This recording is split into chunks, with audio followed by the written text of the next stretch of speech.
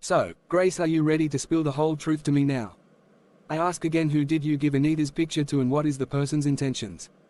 If you cooperate with me, you might not spend another night here.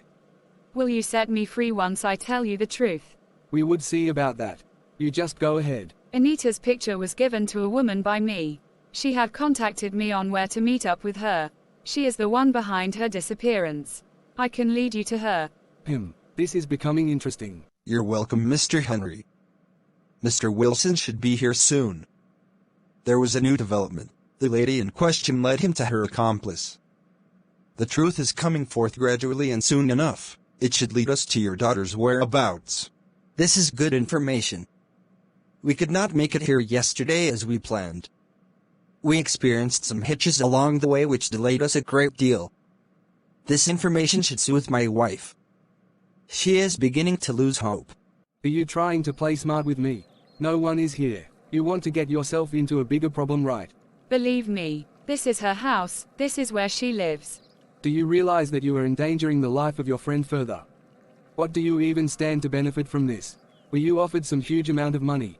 Anyways, let us return. Come over, Mr. Wilson, that's the woman standing over there, outside your office. This story is becoming interesting, madam. Why would you want to hurt your own daughter? Why throw everyone into confusion when you know her whereabouts?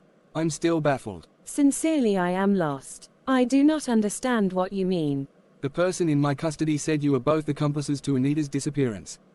In fact, she gave Anita's picture to you the night before she disappeared. Please, ma'am, start explaining. Really? I had contacted Grace, Anita's friend, the night before she disappeared. I called her and told her Anita must not be privy to our conversation, so if she is within reach, she should move away. Anita's birthday was coming up in a week's time and I wanted to get her a painting as a birthday gift. It was meant to be a surprise. The particular picture I needed for that was not with me, so I told Grace to help me get it without Anita's knowledge. I wanted to give the picture to the artist who would help me with the painting. So the plan was to get Grace to get it across to me at Mumphy's Junction. That was where I parked my car that night. She brought me the picture and we parted ways. That is all there is to know. Who is this person in your custody that says I am the culprit behind my own daughter's disappearance? I'm curious. Grace, same Grace who is a friend to your daughter. This is all so knotty and twisted. We will have to draft another plan in tracking Anita. I need to act fast. We don't know how endangered her life could be. Any form of delay could be dangerous. I'll get my team and we'll swing into action immediately. Please inform your husband. You would have to excuse me now. Oh my God, my poor daughter Anita. Where could she be? Oh my Father, the one who was and is to come. The Alpha and Omega, the beginning and the ending, the I am that I am, creator of the universe, it's always a pleasure to come before you. You are welcome, Anita. How to recognize me from afar? I've not even come close. Are you not my child?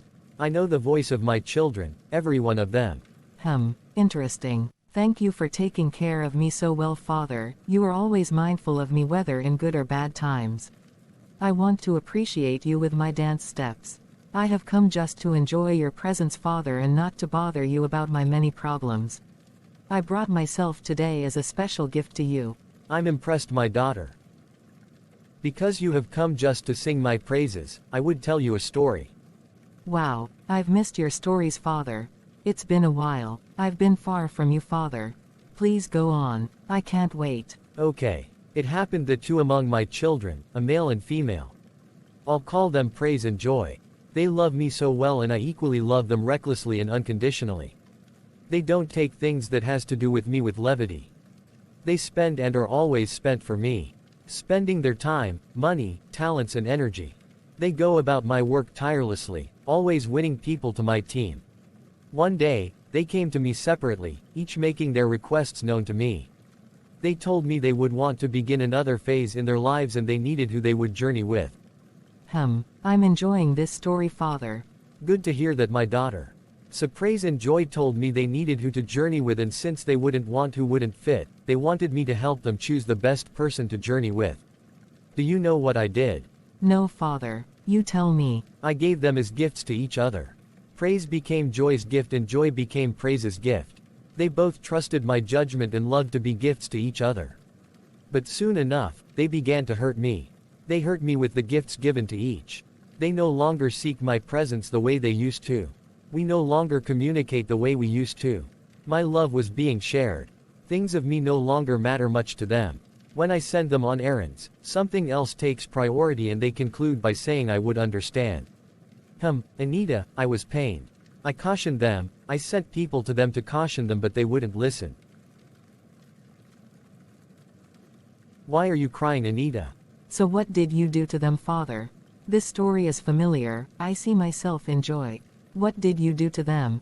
I separated them. The gifts I gave each became their idols, they had another god. I could not stand it because I am a jealous God and I've stated it that they should have no other god besides me.